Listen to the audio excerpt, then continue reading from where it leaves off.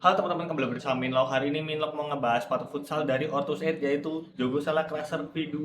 Saya benar-benar tertarik banget sama sepatu ini walaupun nggak tahu ini bakal saya pakai apa enggak karena saat ini tuh udah beberapa tahun ya saya nggak pernah futsal. Kalau main di lapangan kecil itu palingan mini soccer, sekarang udah banyak banget lapangan-lapangan mini soccer dan udah jarang juga yang ngajakin saya untuk bermain futsal. Jadi saya beli sepatu ini nggak tahu bakal dipakai apa enggak, tapi kemungkinan ini nggak saya pakai sih. Jadi mungkin ini saya bahas di sini walaupun sebenarnya kalau kita bahas juga mungkin udah telat. Sepatu ini udah rilis di 5 atau 6 bulan terakhir dan sepatu ini dibanderol dengan retail 449.000 dan untuk harga diskonnya sekitar 360 sampai 380 ribuan.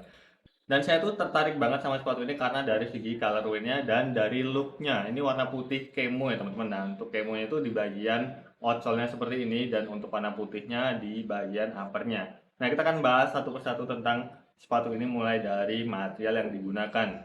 Kalau kita bahas soal desainnya, di sini terdapat logo yang menggunakan logo rubber seperti ini ya teman-teman, glossy dan ini kelihatan keren banget gitu. Dan untuk sisi bagian dalam dia hanya printing dan ada logo Ortusnya juga. Dan untuk material upper di sepatu ini, area depan atau area farmnya dia menggunakan synthetic leather.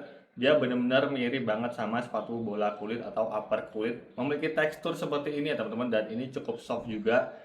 Dan untuk area samping ataupun sisi luar dan sisi dalam dia menggunakan microfiber sintetik. Dan di bagian heelnya juga dia menggunakan synthetic leather. Kemudian untuk bagian tangnya dia menggunakan satu lapisan layar microfiber sintetik dengan banyak lubang di sini. Ini adalah ciri khas dari sepatu bola dan sepatu futsal Ortus 8 yang bikin sepatunya itu jauh lebih ringan. Kemudian untuk talinya dia menggunakan tali yang tipis seperti ini, udah umum digunakan sama Ortus 8. Kemudian untuk ketebalan uppernya menurut saya ini cukup tipis untuk semua areanya. Dan untuk lapisan upper terdalamnya dia menggunakan mesh seperti itu ya teman-teman, jadi bikin sepatunya tuh tetap nyaman. Dan yang saya suka dari sepatu ini adalah di bagian liningnya yang cukup tipis sehingga kalau kita pakai itu looknya bakal lebih mencengkram di area pergelangan kaki kita. Dan untuk bagian insole-nya, ini insole-nya sama dengan sepatu futsal juga seperti ini dengan teknologi Orthshock dan ini cukup tipis juga dan area bagian bawahnya seperti ini. Dan untuk insole boardnya kalian bisa lihat dia udah dijahit seperti ini yang bikin sepatu futsal ini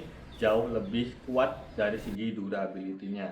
Kemudian untuk bagian outsole-nya seperti ini, bagian bawah dia menggunakan rubber dan untuk midsole-nya ini empuk banget karena menggunakan teknologi Cumulus Foam. Jadi untuk benar-benar midsole-nya ini empuk banget, dipakai untuk hentakan pasti bakal nyaman ya, walaupun belum saya pakai, tapi kalau kita pegang gini ini benar-benar empuk dan kelihatan nyaman ya teman-teman.